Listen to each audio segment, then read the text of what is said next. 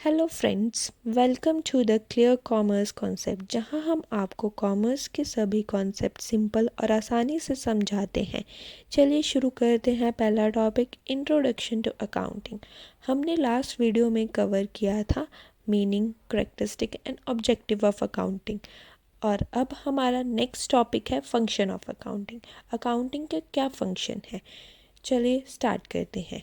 First है maintain करना records को सिस्टमैटिकली ऑर्गेनाइज्ड वे में, जो हम आगे फ्यूचर पर्पस के लिए काम आ सके।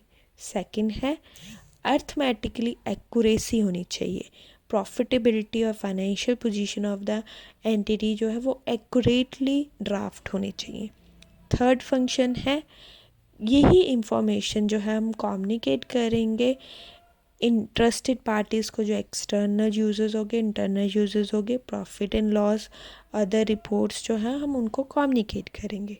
फोर्थ है फैसिलिटेट करता है टाइमली प्रिपरेशन और सबमिशन ऑफ फॉर्म्स।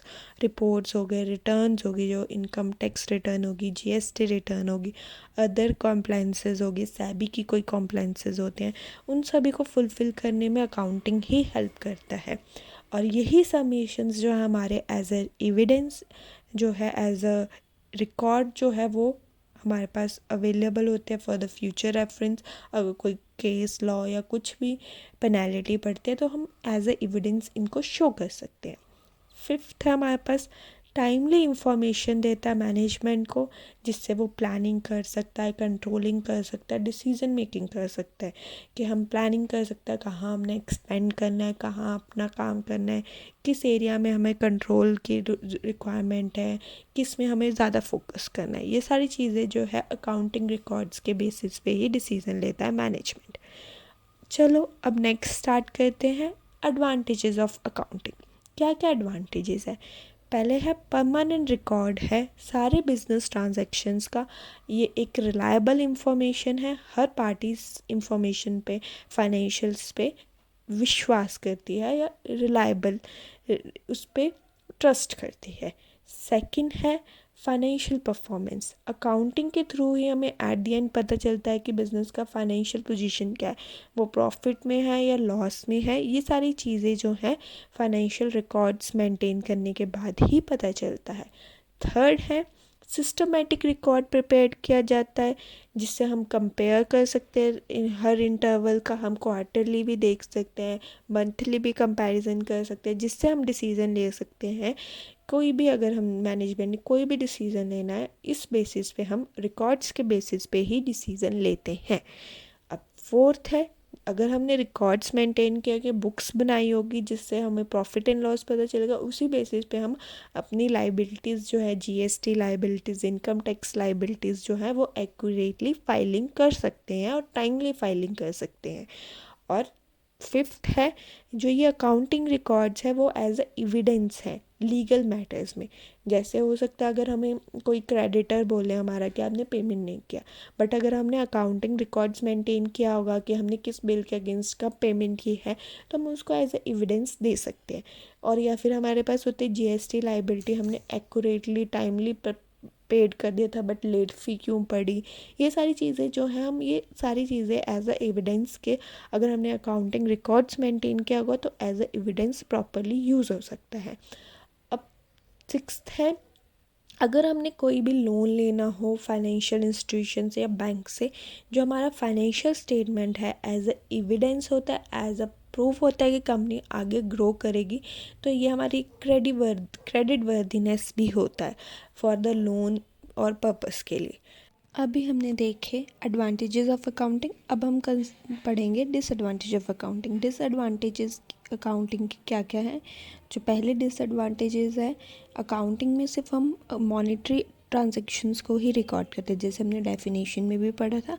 जो non monetary transaction like quality, honesty and skills है, उसमें अकाउंटिंग में हम उसको कंसिडर नहीं करते।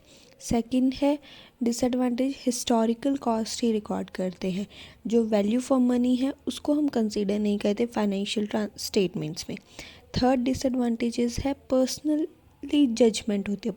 वाइल हम रिकॉर्ड करते हैं ट्रांजेक्शन को, तो हम पर्सनल बायसनेस बेसिस पे रिकॉर्ड कर लेते हैं, जिसके कारण क्रेडिबिलिटी जो अकाउंटिंग की वो इफ़ेक्ट होती है। थर्ड है विंडो ड्रेसिंग, मीन्स कि जो मैनिपुलेट करना अकाउंट्स को फेवरेबल पोजीशंस में प्रेजेंट कर देना, जो एक्चुअल पोजीशन है, एक्चुअल प्रॉफिट है, कितना प्रॉफिट है, उसको थोड़ा आगे पीछे कर देना, जो इसके कारण जो है यूज़र्स ऑफ अकाउंटिंग। यूज़र्स कौन कौन है अकाउंटिंग के, हम किसको कम्युनिकेट करते हैं फाइनेंशियल इंफॉर्मेशन, ये हम पढ़ेंगे इस टॉपिक में। अब यूज़र्स जो है वो दो टाइप के हैं, इंटरनल यूज़र्स, एक्सटर्नल यूज़र।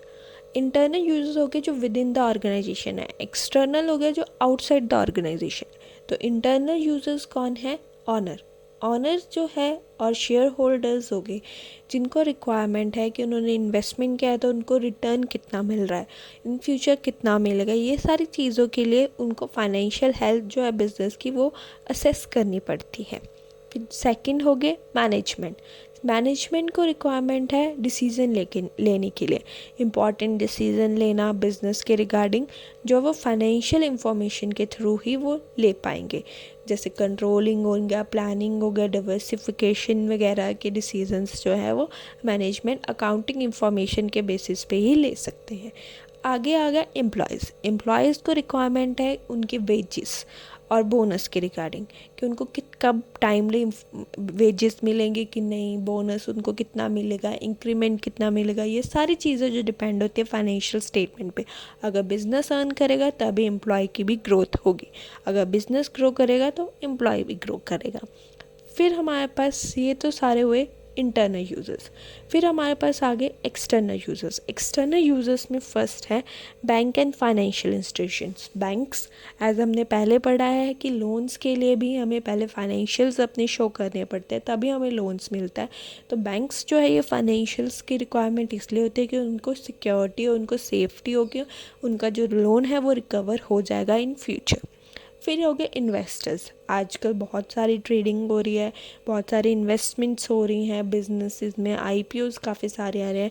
तो अर्निंग कैपेसिटी के हमारे जो हमें उस शेयर्स को लेके कोई फ़ायदा भी है कि नहीं, या इस बिज़नेस में इन्वेस्ट करके कोई फ़ायदा भी है कि नहीं, ये जानने के लिए हमें उसके बिज़नेस के फाइनेंशियल्स ही देखने पड़ते हैं। जैसे हम फाइनेंशियल्स ही हमें देखने पड़ेंगे। देन हमारे पास आ गए क्रेडिटर्स। क्रेडिटर्स जो है जिन्होंने हमें गुड्स जो है वो क्रेडिट पे दिए होते हैं, गुड्स जो हमें सेल्स किए होते हैं ऑन द क्रेडिट, तो उसको financial soundness of the business जानने के लिए उनके फाइनेंशियल स्टेटमेंट्स देखने पड़ते हैं, ताकि हमें उसे पता चल सके कि उसको जो उसने गुड्स हमें सेल किया उसकी पेमेंट है उसको रिसीव भी होगी कि नहीं। गवर्नमेंट्स को जो है वो टैक्स लाइबिलिटी, जैसे हमने ऊपर भी पढ़ा है कि सबमिशन ऑफ रिटर्न्स, और तभी सबमिट होगी income tax return, GST return, अगर हमारे पास फाइनेंशियल स्टेटमेंट्स प्रॉपरली होंगे। तो ये गवर्नमेंट को असेस करना है कि बिज़नेस का जितना प्रॉफिट है उतना वो टैक्स भर रहा है कि नहीं, ये सारी चीज़ों के लिए गवर्नमेंट को भी फाइनेंशियल स्टेटमेंट्स चाहिए थे।